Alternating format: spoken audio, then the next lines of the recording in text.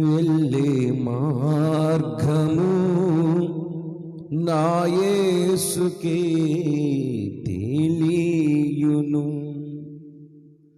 శోధించబడిన మీదట నేను సువర్ణమై మారెదను.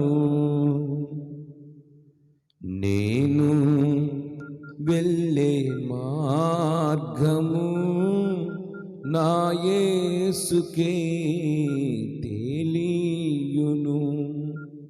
నేను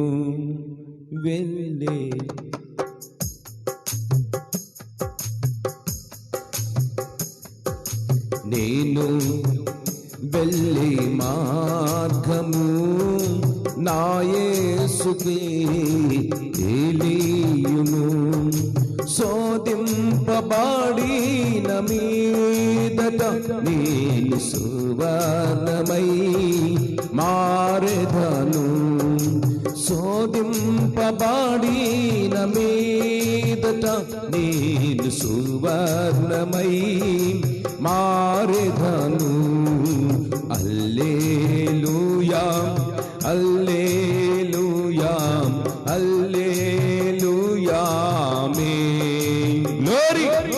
హల్లెలూయా హల్లెలూయా హల్లెలూయా ఆమేన్.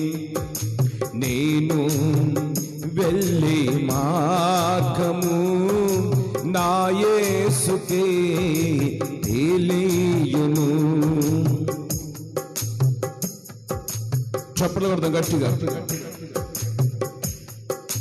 కడలేని కడాలి తీరము ఎడమాయ కడకున బ్రతుకునా. కడలేని కడాలి తీరము ఎడమాయ కడకున బ్రతుకునా. గురిలేని తరుణాన వేరువగా నాదరిని నిలిచేవు నా ప్రభు. గురిలేని తరుణాన వేరువగా నాదరిని నిలిచేవు నా ప్రభు. హల్లెలూయా హల్లెలూయా హల్లెలూయా ఆమేన్. గ్లోరీ. హల్లెలూయా హల్లెలూయా హల్లెలూయా ఆమేన్. నేను వెళ్ళే మార్గము నా యేసుకే తెలియును. నేను వెళ్ళే మార్గము నా యేసుకే తెలియును.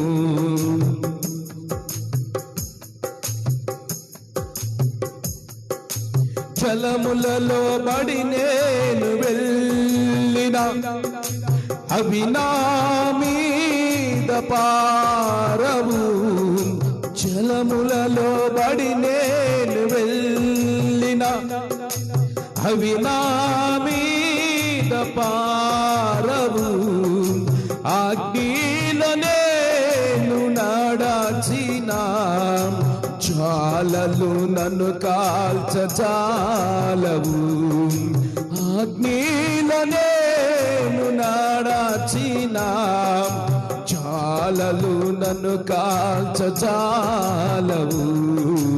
హల్లెలూయా హల్లెలూయా హల్లెలూయా ఆమేన్. గ్లోరీ.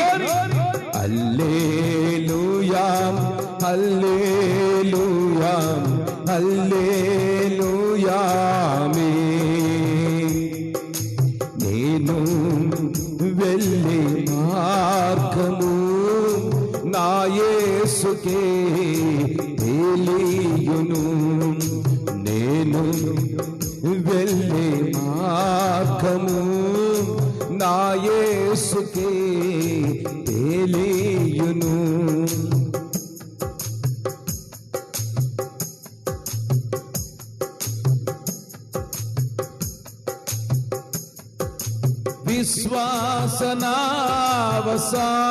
సాగుచు పయనించు సమయాన నా ప్రభు విశ్వాసనావ సాగుచు పయనించు సమయాన నా ప్రభు సాతాను సుడిగాలి రేపగా నా ఎదుటే నిలిచేవు నా ప్రభు సాతాను సుడిగాలి రేపగా నా ఎదుటే నిలిచేవు నా ప్రభు హల్లెలూయా హల్లెలూయా హల్లెలూయా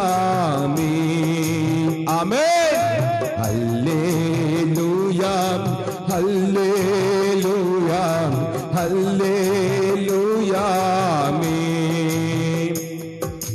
నేను వెళ్ళే మార్గము నా యేసుకే తెలియును నేను వెళ్ళే మార్గము నా యేసుకే తెలియును జలములలో బడి నేను వెళ్ళిన అవి నా మీద పారవు జలములలో బడి నేను వెళ్ళిన అవి నా మీద పారవు అగ్నిలో నేను నడచిన జ్వాలలు నన్ను కాల్చచాలవు అగ్నిలో నేను నడచిన జ్వాలలు నన్ను కాల్చచాలవు హల్లెలూయా హల్లెలూయా హల్లెలూయా ఆమేన్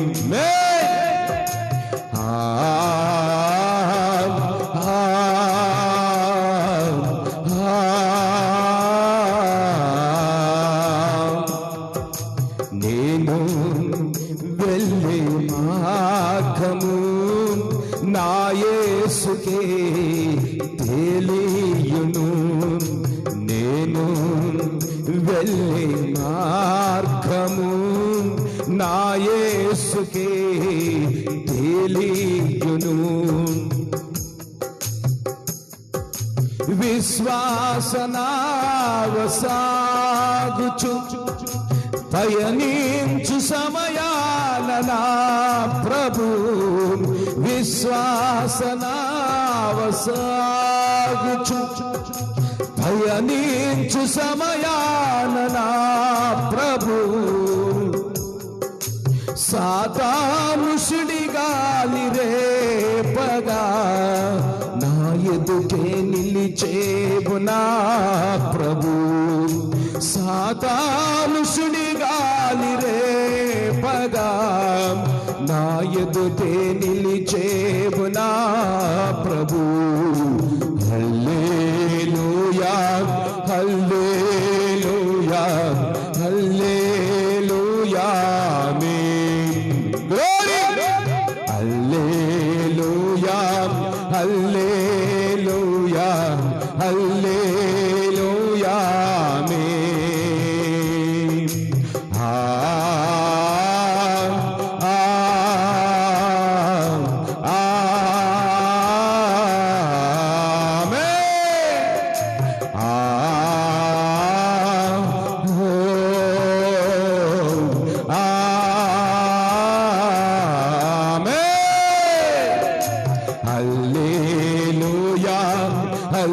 హల్లెలూయా హల్లెలూయా ఆమేన్ గ్లోరీ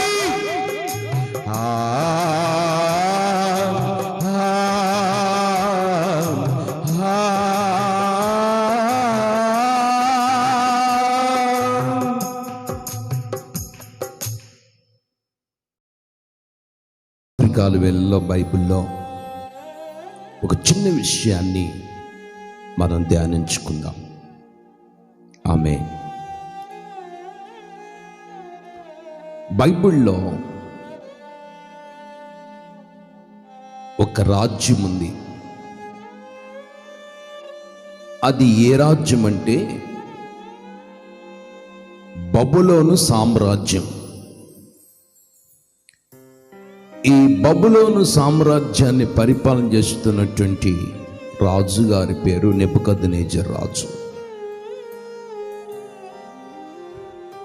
ఈ నెబుకద్నెజర్ రాజు తన సామ్రాజ్యాన్ని పరిపాలన చేస్తున్నటువంటి దినాలవి. తన సామ్రాజ్యాన్ని పరిపాలన చేస్తున్నటువంటి ఆ దినాలలో కొంతమందిని ఆ రాజు వెన్నుకుంటారు. పరిపాలన సవ్యముగా జరగాలని మంత్రులను వెన్నుకుంటాడు. ఆయన సంస్థానాలలో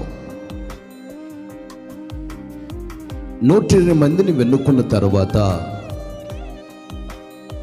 ఆ 120 మందిలో ముఖ్యులైనటువంటి వ్యక్తులు 3 వ్యక్తులను వెన్నుకుంటాడు. ప్రధానమైనటువంటి వ్యక్తులను.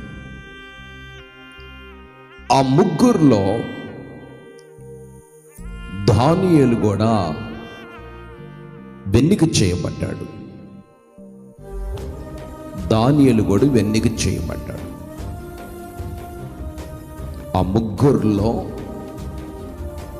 దానియేలు వెన్నిక చేయబడ్డాడు.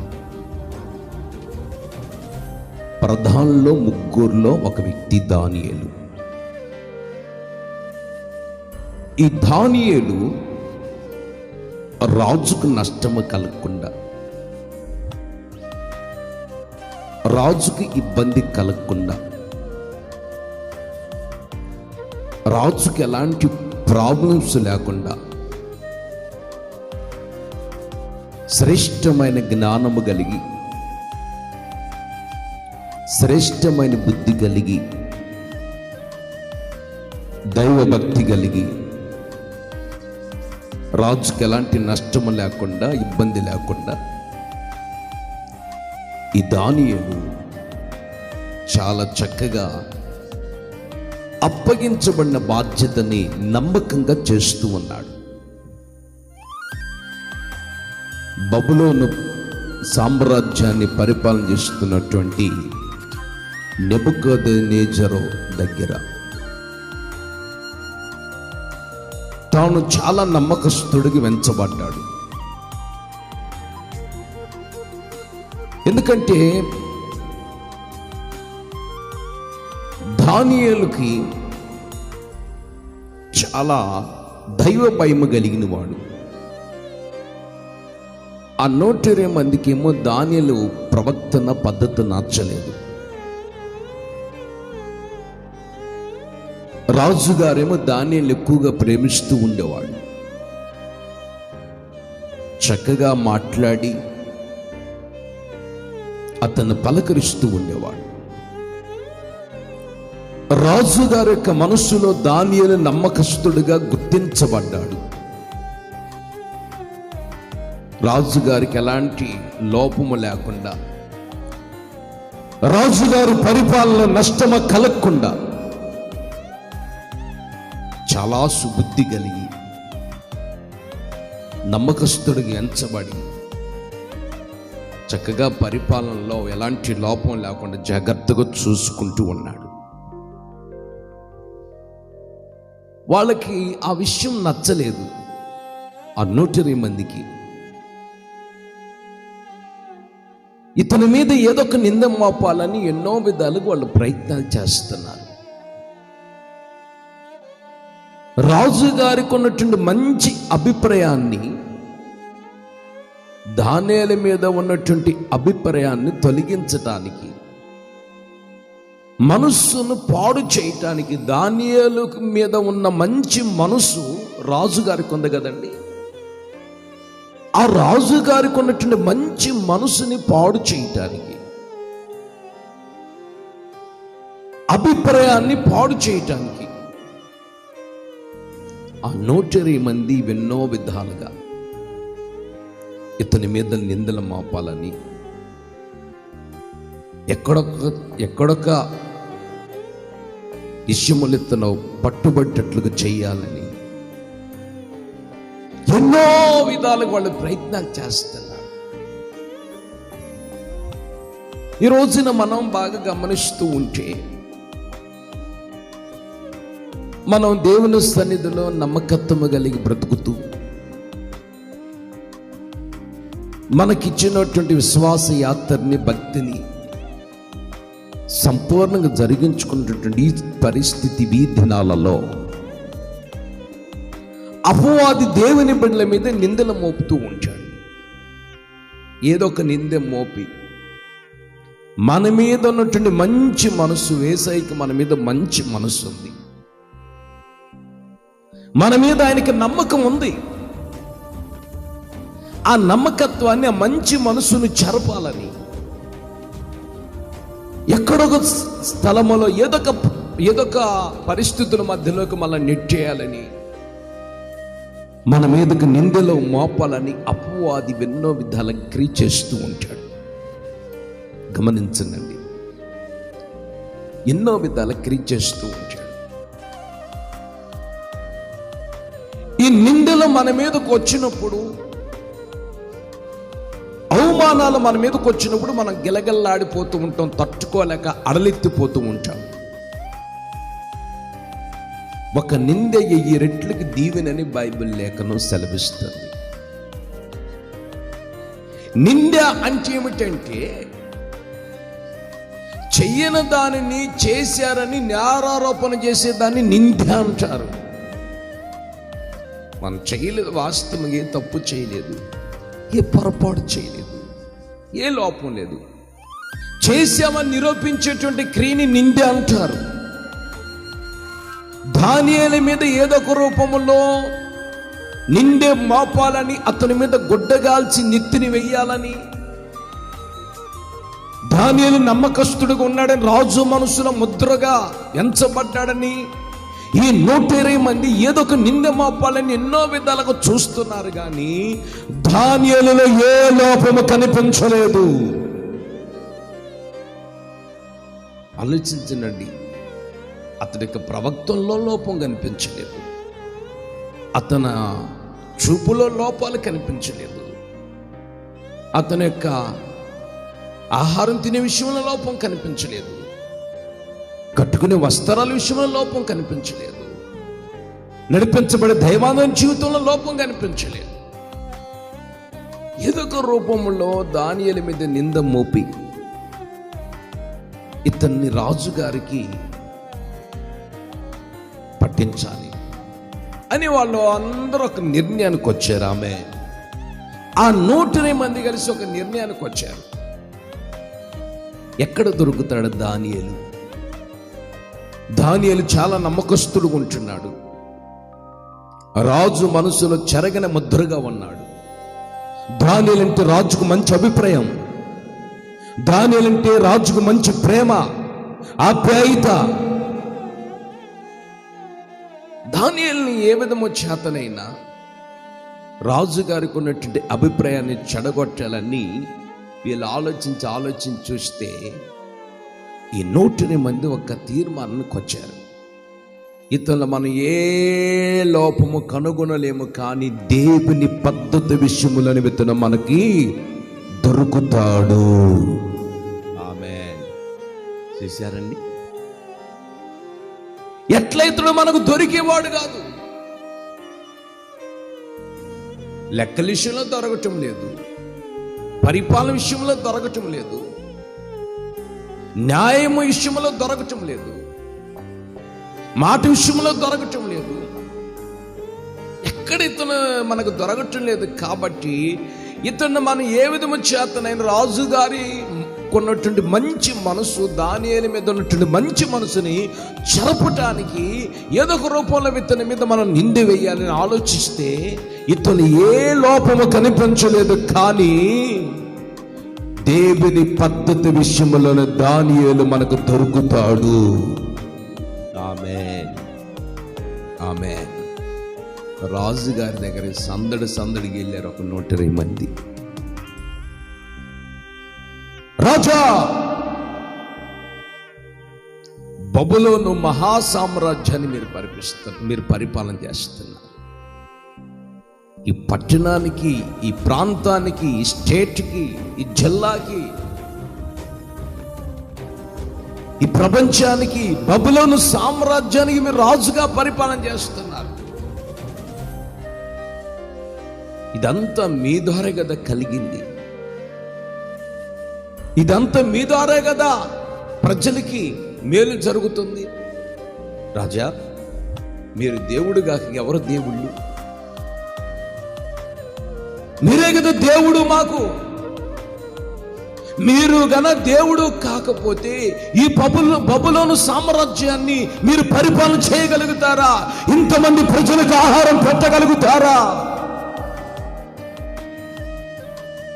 మీరు దేవుడు రాజా, మీరు దేవుడు, ఆమేన్ అని వాళ్ళందరూ సందడిగిలి చెప్తుంటే ఆ రాజుగారు కూడా ఆలోచించాడు, వాస్తవమే కదా, నేను దేవుణ్ణి కాబట్టే కదా బబులోను సామ్రాజ్య పట్టణాన్ని పరిపాలన చేయగలుగుతున్నాను, ఇంతమంది ప్రజలకు ఆహారం పెట్టగలుగుతున్నాను, ఇంతమంది ప్రజలకి మేలు చేయగలుగుతున్నాను. నేనే కదా దేవునికి, ఇంక దేవుళ్ళు ఎవరున్నారు? రాజా, 30 రోజులు ప్రతి మానవుడు ఈ బబులోను సామ్రాజ్యములో ఉన్నటువంటి సకల జాతుల వారు నీ దగ్గరకు వచ్చి నమస్కారం చేయాలి. నువ్వే దేవుడిగా భావించి నిన్ను ఆరాధించాలి. నువ్వే నిజ రక్షకుడు అని ప్రజలు గుర్తించాలి. ఒక శాసనాన్ని తయారు చేయండి రాజా.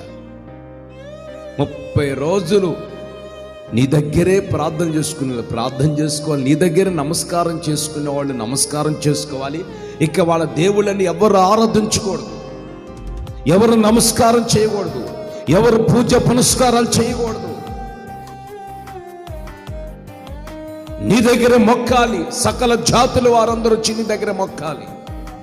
ఈ 30 రోజులు మీరే దేవునిగా భావించి నిన్నే ఘనపరచాలి అని ఒక శాసనం తయారు చేయించి, ఈ 30 రోజుల్లో ఎవరైతే నీ దగ్గర నమస్కరించి మోకరించి ప్రార్థన చేయకుండా పూజించకుండా నిన్ను ఘనపరచుకుంటుంటే వాళ్ళని తీసుకొని వెళ్ళి సింహాల బోన్లు వేయించబడునని రాజుగారి దగ్గర నుంచి ఒక శాసనాన్ని తయారు చేయించి ఆ శాసనాన్ని బబులోను సామ్రాజ్య ప్రజలందరికీ తెలియజేశారు. వాళ్ళ ఆలోచన ఏంది? వీడు ఎట్లా ఇతరుల లోపం మనకు కనుగొనటం లేదు, ఎట్లా మనకు దొరకటం లేదు, కాబట్టి రాజు నమ్మిన పంచుగా మార్చబడ్డాడు ఈ దానియేలు దేవుని పద్ధతి విషయంలోనే అతను మనం పట్టుకోవచ్చు, అతని మీద నింద మోపొచ్చు. దేవుని విషయంలోనే మనకు దొరుకుతాడు, దేవుని విషయంలోనే అతను మన చేతులకి అప్పగించబడతాడు. ఆలోచించనండి, సాతాను ఎంత కుయితిపరుడండి, ఎంత టాలెంట్ కలిగినోడండి. ఆ విషయమంతా బబులోను సామ్రాజ్యం ప్రజలందరికీ తెలియజేస్తారు. హల్లెలూయా. తెలియజేయగానే గమనించనండి, ఇక అందరూ వెళ్ళి పూజ చేసి వాళ్ళ ఆ రాజుగారి దగ్గరికి వెళ్ళి దేవుడా అని రాజుగారి దగ్గర పూజ చేస్తున్నారు. చప్పట్లు కొట్టేవాళ్ళు రాజు దగ్గరికి వెళ్ళి దేవుడని చప్పట్లు కొడుతున్నారు. ఏమండి, నమస్కరించే వాళ్ళు వెళ్ళి దేవుడని ఆయన కాళ్ళు పట్టుకొని నమస్కారం చేస్తున్నారు. ఆ విషయము తెలిసి కూడా దానియేలు యథావిధిగా తన గృహములోనికి వెళ్ళి యెరూషలేము తట్టు తనకు కిటికీలు ఓపెన్ చేసి మోకాళ్ళు ఉని అనుదినము 3 సార్లు రోజుకొచ్చి ప్రార్థన చేస్తూనే ఉన్నాడు. ఆమేన్. ఏ విషయం తెలుసుకున్నాడండి? 30 రోజులుగా రాజుగారి దగ్గరికి వెళ్ళి నమస్కరించకపోతే ప్రార్థన చేసుకునే వాళ్ళంటే రాజుగారి దగ్గరికి వెళ్ళి ప్రార్థన చేసుకోవాలి. రాజుగారి ఆజ్ఞను ఎవరైతే ధిక్కరిస్తారో, శాసనాన్ని ధిక్కరిస్తారో, వాళ్ళని తీసుకెళ్లి సింహాల బోన్లు వెయ్యక తప్పదు. ఏమండి, ఏ విషయంలో దానియేలు వాళ్ళకు దొరకలేదు గమనించండి. అయితే దేవుని విషయంలో దానియేలు దొరుకుతాడని వాళ్ళు శిలాశాసనం రాయించి ఆ బబులోను సామ్రాజ్యాన్ని పరిపాలన చేస్తున్న బబులోను సామ్రాజ్యాన్ని పరిపాలన చేస్తున్న నెబుకద్నెజరు ద్వారా ఆ శాసనాన్ని పుట్టించారు. ఆలోచించండి, ఆ శాసనాన్ని పుట్టించారు. దానియేలు సింహాల బోన్లో తీసుకొని వెళ్ళి దానియేలు వేస్తానని ఆ శాసనం ఎవరైతే ఆజ్ఞాపిస్తారో, అతిక్రమిస్తారో, శాసనాన్ని తప్పిపోతారో వాళ్ళని తీసుకెళ్లి సింహాల బోన్లు వేయాలి. ఆమేన్.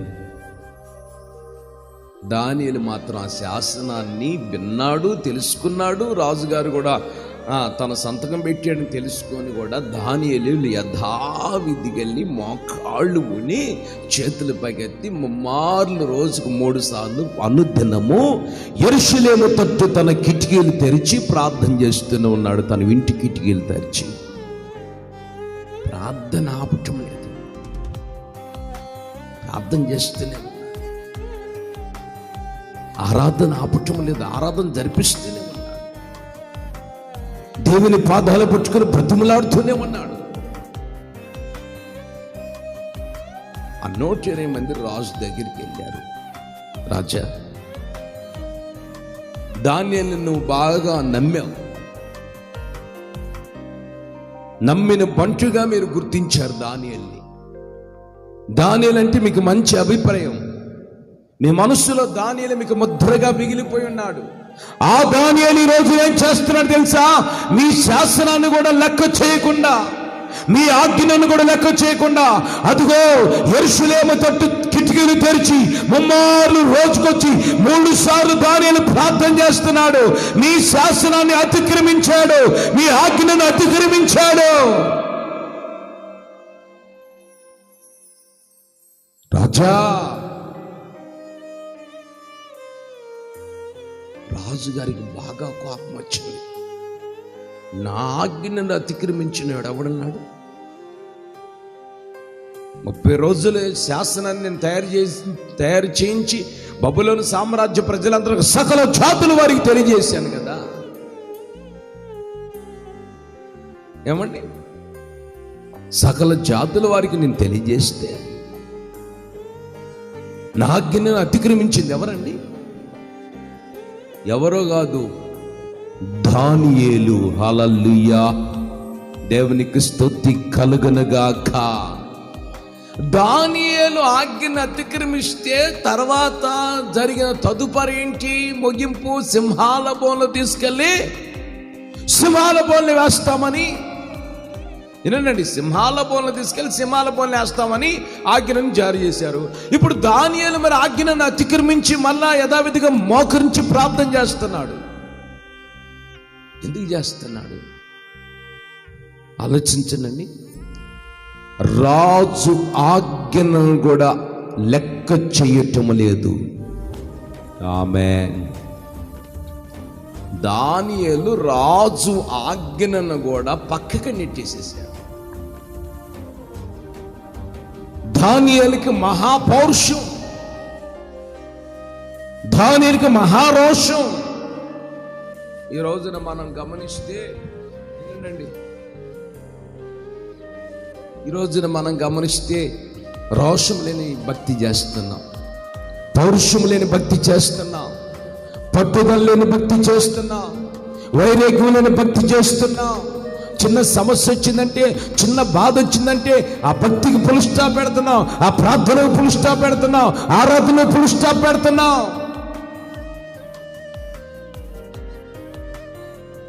యథావిధిగా తన యొక్క గృహములోనికి వెళ్ళి యెరూషలేము తట్టు కిటికీలు తెరిచి మోకరించి 3 సార్లు అనుదినము ప్రార్థన చేస్తూనే ఉన్నాడు.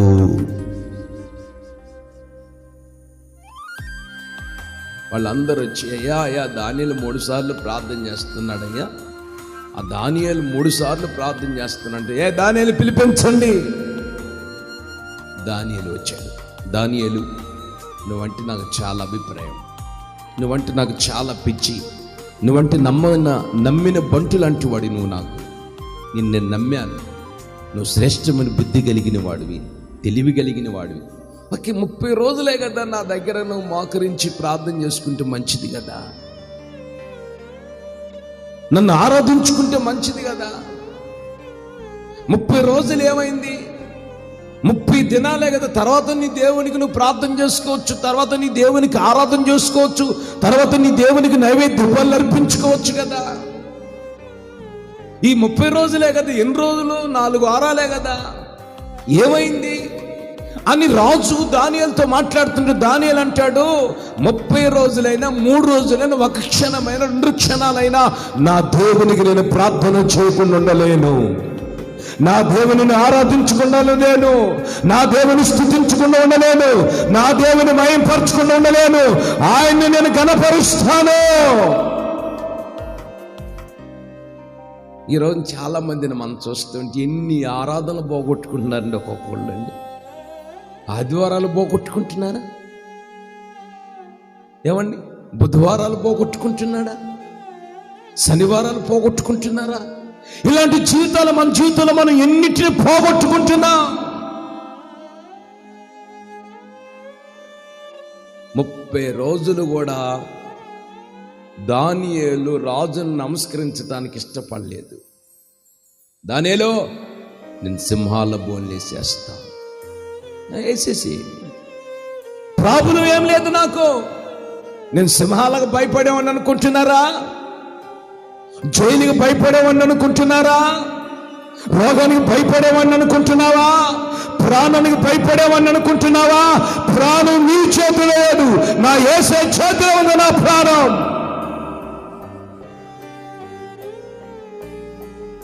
ప్రాణము తీయాలన్నా ప్రాణం పట్టాలన్నా యేసే వశములుంది, పరమందు దేవుని వశములుంది.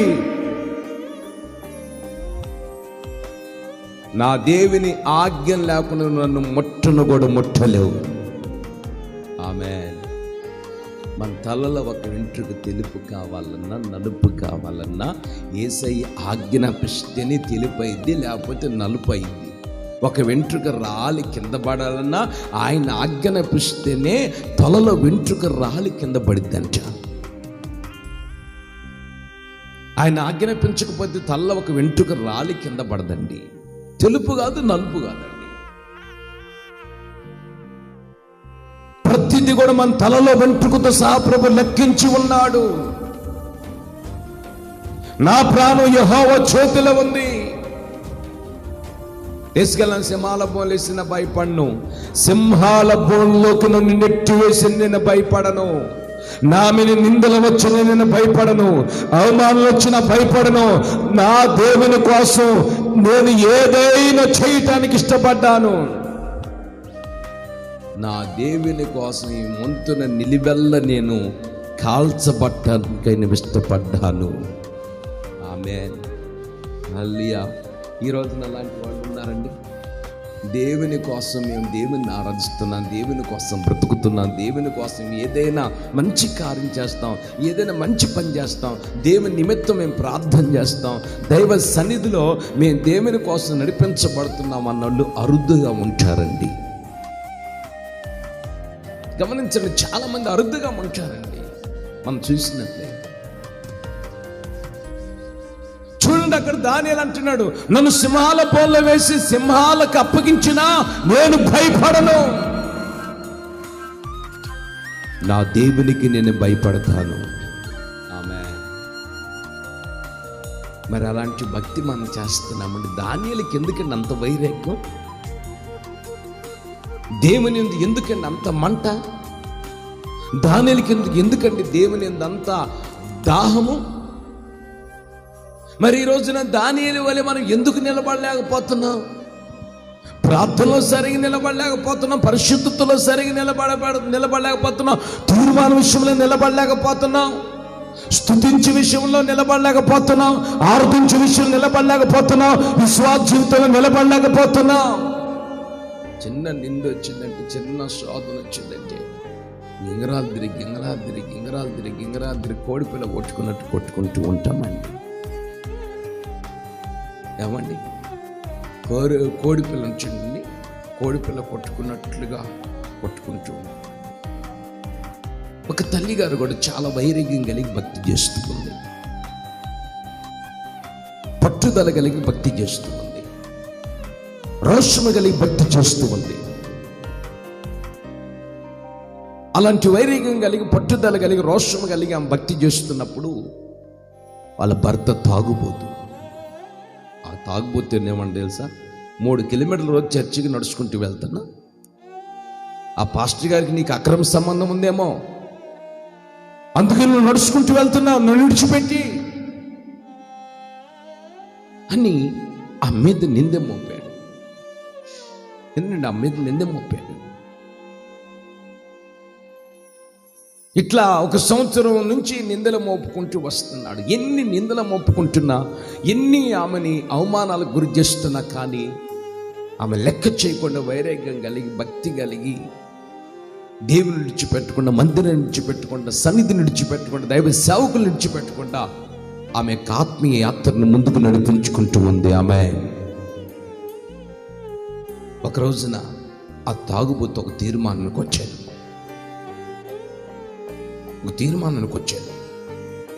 ఈ రోజు నా భార్యని కామెంట్ చేసేయాల్సిందే, 2 ముక్కలుగా నరికేయాల్సిందే. చర్చికి వెళ్ళింది కదా, 2 ముక్కలుగా నరికేయాల్సిందే. అక్రమ సంబంధం ఉందని, పాస్టర్ గారికి ఆమెకు అక్రమ సంబంధం ఉందని నింద మోపాడండి.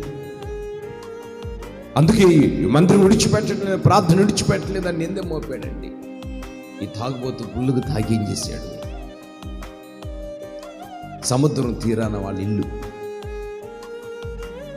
వాళ్ళకి దగ్గరలో 3 కిలోమీటర్ల 4 కిలోమీటర్ల దగ్గరలో సముద్రం ఉంది. ఆ బీరువా తాళం తీసుకొని వెళ్ళి తిన్నగా తాగుబోతూ సముద్రంలో విసిరి కొట్టి తిన్నగా వచ్చి పడక మీద పడుకున్నాడు. వినండి, బీరువా తాళాలు తీసుకొని వెళ్ళి లాక్ తాళాలు సముద్రంలో విసిరి కొట్టించేసి పడక మీద పడుకున్నాడు. ఎట్లా వస్తుంది, వచ్చిన తర్వాత తాళాలు అడిగితే ఏం చెప్పిద్దో సమాధానం, ఎట్లా తాళాలు తీసుకొచ్చి ఇవ్వదు, నేను సముద్రంలో తీసి విసిరి కొట్టిచ్చేసాను, దీన్ని 2 ముక్కలుగా నరికేయచ్చు అని కసి కట్టుకున్నాడు. సాతాను ఆయనలో ప్రవేశించి కసి కట్టుకున్నాడు. ప్రార్థన చేసుకొని, పాస్టర్ గారి చేత ప్రార్థన చేయించుకొని వైరాగ్యం కలిగి చక్కగా ముందుకు నడిపించబడుతూ వస్తుంటే ఆ ఈదులు ఎవరో చేపలు అమ్ముతూ ఉన్నారు. హల్లెలూయా. ఆ చేపలు అమ్ముతున్న సమయంలో ఈ మనసులో ఒక 2 కేజీలు చేప కొనుక్కొని వెళ్ళాలని ప్రభు ప్రేరేపిస్తున్నాడు. వెంటనే ఒక 2 కేజీల చేప, ఆ 2 పక్కన అమ్మే వాళ్ళు చేపలు ఉంటారండి, చేపలు అమ్ముకునేవాళ్ళు, జాలర్లు, వాళ్ళ దగ్గర ఒక 2 కేజీల చేపలు కొనుక్కొని తిన్నగా తీసుకొని వచ్చి తినండి. ఆ చేపలన్నీ శుభ్రంగా పులుసు అంతా తీసి శుభ్రంగా కడిగి ఇంట్లోకి వెళ్ళి పాత్రను పెట్టి ముక్కలు కోస్తా ఉంది. ఆ ముక్కలు కోస్తున్న సమయంలో ఒక చేప కోసింది. దాన్ని ఏమండి పాత్రలు వేస్తూ ఉంది. ఈలోపు వాళ్ళ భర్త అడుగుతున్నాడు, ఏంటి చేపలు ముక్కలు కోస్తున్నావు, నిన్ను కూడా ముక్కలుగా నరికేస్తాను అంటున్నాడు. ఏం పట్టించుకోకుండా ఒక చేప కట్ చేసింది, మళ్ళీ 2 చేపలు ముక్కలు కోస్తుంటే ఆ బీరువాతాల చేప కడుపులోంచి బయటకు వచ్చేసింది. అర్థం చేసుకున్నాడు, చేప కడుపులోంచి కోస్తున్నప్పుడు బీరువా తాళాలు బయటకు వచ్చాయి. ఈ మా తాళాలే కదని భర్త దగ్గరికి, ఏమండి చేప కడుపులోంచి బీరువా తాళాలు బయటకు వచ్చేసినాయి అని భర్త దగ్గరికి వెళ్ళి చెప్తే అతడు గుండెలు బద్దలైపోయింది. నేను సముద్రంలో వేసి వచ్చాను, 4 గంటల తర్వాత నీకు ఎలా వచ్చి బీరువా తాళాలు ఎలా వచ్చినాయి అంటే, ఏమన్నా నాకేం తెలుసయ్యా, నేను చేపలు కొనుక్కున్నాను, కట్ చేస్తుంటే నీ కళ్ళ ముందే కట్ చేస్తున్న బీరువా తాళాలు ఉన్నాయి కదా, నీ చేతికి పెట్టాను కదా, నీ చేతికి ఇచ్చాను కదా. అతడు స్టన్ అయిపోయి నువ్వు ఇలాంటి వైరాగ్యంతో కూడిన భక్తి చెయ్యబట్టే ఈ రోజు నా దేవుడిని నేను విశ్వసిస్తున్నాను. Amen, amen. లేకపోతే నేను 2 ముక్కలుగా నరికేసేవాడిని. నా మనసులో ఆ ప్లాను నేను బాగా ప్రిపేర్ అయి ఉన్నాను. చూడండి, ఇక్కడ మనం బాగా గమనించినట్లయితే వైరాగ్యంతో కూడిన భక్తి చేస్తున్నాడు దానియేలు. ఎన్ని రోజులు భక్తి చేశావు, ఎన్ని గంటలు దేవునితో ఉన్నావని కాదు, కానీ ఎలాంటి భక్తి చేస్తున్నావు, ఎలాంటి అనుభవాలతో నడిపించబడుతున్నావు, ఎలాంటి వైరాగ్యం కలిగి ప్రభుతో జీవిస్తున్నావు, అది నీకు కావాలి. ఎంత తిన్నావని కాదు నీకు కావాల్సింది, ఎన్నో సంవత్సరాల నుంచి భక్తి చేస్తున్నావని నీకు కావాల్సింది. నేను దేవుళ్ళు ఎలా ఉన్నది అది నీకు కావాలండి. దానియేలు తీసుకెళ్లి సింహాల బోన్లో వేశారు. ప్రార్థన చేసుకున్నందుకు తీసుకెళ్లి సింహాల బోన్లో పెట్టారు. అతను తప్పేం చేశాడా? పొరపాటు ఏం చేశాడా? పొరపాటు చేయలేదు, తప్పేం చేయలేదు. ప్రార్థన చేసుకున్నందుకు దేవుని పద్ధతులు అతను పట్టుకొని తీసుకెళ్ళి సింహాల బోన్లు వేశారు. ఆమేన్. దానియేలు తెచ్చాడు అనుకున్నారు. రాజుకి నిద్ర పట్టలేదు. రాజుకి నిద్ర పట్టుకుని తెల్లవారుజాన సింహాల బోన్లో దగ్గరికి వెళ్ళి, దానియేలు, జీవము కలిగిన దేవుని సేవకుడా, నువ్వు సేవించుచున్న దేవుడిని రక్షించగలిగినా అని దానియేలుని పేరు పెట్టి నెబుకద్నెజరు రాజు పిలుస్తుంటే దానియేలు ఒక మంచి మాట అన్నాడు. రాజా, నా దేవుని దృష్టికి నేను నిర్దోషిని కాబట్టి నా దేవుడు నన్ను సింహాల బోన్ నుంచి ప్రభు నన్ను తప్పించి కాపాడాడు. ఆమేన్. సింహాలు నేనేం చేయలేదు దానియేలు, నన్నేం చేయలేదే. నేను ముట్టలేదా?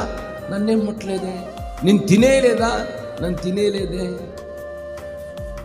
నిన్ను వాసన చూడలేదా? నన్ను వాసన కూడా చూడలేదే. నా జోలికే దాని సింహాలు. నేను మోకరించి ప్రార్థన చేసుకున్నాయి కూడా మోకాళ్ళొంచి. ఎందుకని దానియేలు, ఎందుకని అంటారండి? నా దేవుని దృష్టికి నేను ఎలాంటి వాడినంటే నిర్దోషిని, దోషము లేని వాడిని.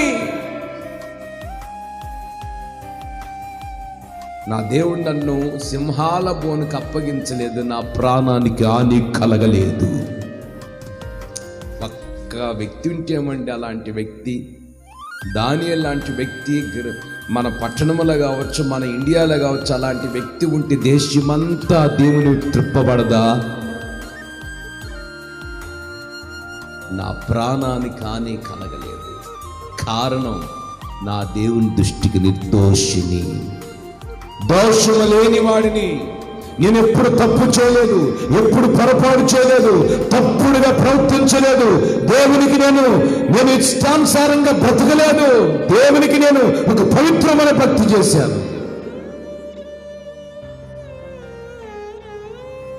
జీవము కలిగిన దేవుని సేవకుడైనటువంటి దానియేలుని దేవుడు సింహాల బోన్ నుంచి కాపాడి రక్షించుకున్నాడండి. అందుకే దానియేలు చరిత్ర బైబిల్లో నిలిచిపోయిందండి, పరిశుద్ధ గ్రంథాలు నిలిచిపోయిందండి. అంత వైరాగ్యము కలిగిన వాడు దానియేలండి. సింహాలు కూడా దానియేలు ఏం ముట్టలేదండి. రాజు గమనించిన రాజు ఇతని మీద నిందన మోపినటువంటి 108 మంది నిందన మోపినటువంటి రాజు గారు శాసనం తయారు చేయించి విడుదల చేసినటువంటి వాళ్ళందరిని తీసుకుని వచ్చి సింహాల బోన్లోకి నెట్టేసి రాజే వాళ్ళని సింహాల బోన్ దానియేలు బయటకు వచ్చేసాడు. దానియేలు మీద నిందలు మోపినటువంటి వాళ్ళందరిని తీసుకెళ్లి రాజు వెళ్ళి వాళ్ళ భార్యను వాళ్ళ పిల్లల మొత్తాన్ని సింహాల బోన్లోకి నెట్టేస్తే సింహాలు వాళ్ళ మొత్తాన్ని పగలగొరికి ఎముకలతో సహా పగలగొరికి శుభ్రంగా తినేసి చంపేసినాయండి. అప్పుడు రాజు రాస్తాడు, ఏమని రాస్తాడు? దానియేలు దేవుడు జీవము కలిగిన దేవుడు. ఆమేన్. దానియేలు సేవిస్తున్న దేవుడు నిజ రక్షకుడు. మరి దానియేలు ఏం చేయలేదు సింహాలు? మరి వాళ్ళు ఎందుకు సింహాలు తినేసి? సింహాలు ఎవరి చేతిలో ఉన్నాయి? రథాలు ఎవరి చేతిలో ఉన్నాయి? మృగాలు ఎవరి చేతిలో ఉన్నాయి? యేసయ్య ఆజ్ఞాపిస్తేనే ఏదైనా జరిగింది. ఆమేన్. ఆయన ఆజ్ఞాపించకపోతే ఏది జరగదు. నీళ్ళ దగ్గరికి వెళ్ళి నీళ్ళు మీరందరూ కూడా ద్రాక్షరసముగా మార్చబడునుగా కన్నాడంతే. నీళ్ళన్నీ ద్రాక్షరసంగా మారి ఒక్కడే అన్నాడు దానియేలు. దేశానికి దేవుడిని సాటి చెప్పగలిగిన వాడు దానియేలు ఒక్కడే నిలబడ్డాడండి. ఈ రోజున మరి దానియేలు లాంటి వైరాగ్యం మనకుందా? ఎన్ని వాక్యాలు వింటున్నామండి, ఎన్ని ప్రార్థన చేసుకుంటున్నామండి. దానియేలు లాంటి పట్టుదల మనకుందా? దానియేలు లాంటి తీర్మానం మనకుందా? దానియేలు లాంటి రోషం మనకుందా? ప్రాణాన్ని కూడా దానియేలు లెక్క చేయలేదే, ప్రాణానికి భయపడలేదే, రోజును భయపడలేదే, సింహాలకు భయపడలేదే. ఈ రోజున నువ్వు నేను ఎందుకు భయపడుతున్నా? ప్రతి దానికి భయపడిపోతున్నాడు మనిషి. కారణం ఏంటంటే దేవుని దృష్టిలో మనం నిర్దోషులుగా లేము కనుక. ఏదో ఒక లోపం, ఏదో ఒక పొరపాటు, ఏదో ఒక తప్పిదం వల్ల మనం దేవుని కృపకు దూరం అయిపోతున్నామండి. ఈ రాత్రి నువ్వు నేను దానియేలు వలె మార్చబడాలని పరిశుద్ధాత్మ దేవుడు ఈ లవిలో నీతో నాతో బోధిస్తూ ఉన్నాడు. ఆమేన్, ఆమేన్. సింహాలను నన్ను మేయించగలిగిన ఆ తీర్మాన వైరాగ్యం ఈ రోజు నీకు నాకు రావాలి. లోకానికి సజీవుడైన యేసుక్రీస్తుని నువ్వు నేను చాటు చెప్పాలి. అలాంటి వైరాగ్యంతో కూడినటువంటి మంట నీలో పుట్టాలి. అలాంటి సమర్పణ నీలోనికి రావాలి. అలాంటి రోషం నీలోనికి రావాలి. దానియేలు వలె రోజుకొచ్చి 3 సార్లు మోకరించి ప్రార్థించే అనుభూతి నీకు రావాలి.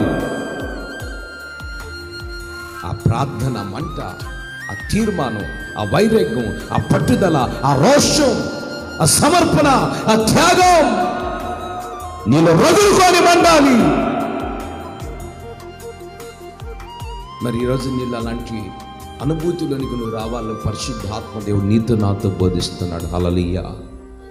మరి ఈరోజు మన జీవిత చరిత్రలు ఎలా కనుక దానియేలు వలె నువ్వు నేను ఉండాలని నా ప్రభు అయినటువంటి యేసుక్రీస్తు కోరుకుంటున్నాడు. కలమేయండి. ప్రేమ కలిగిన తండ్రి, జీవాధిపతి మీకు స్తోత్రం. ఈ లైవ్లో తండ్రి మీ మాటలు అందించడానికి సహాయం చేశారు తండ్రి. దానియేలుకి ఎన్నో నిందలు వచ్చినాయి. చివరికి నేను సింహాల బోన్లో దానియేలు తీసుకుని వేసినా కానీ దానియేలు భయపడలేదు. తన ప్రార్థనకు ఫుల్ స్టాప్ పెట్టలేదు.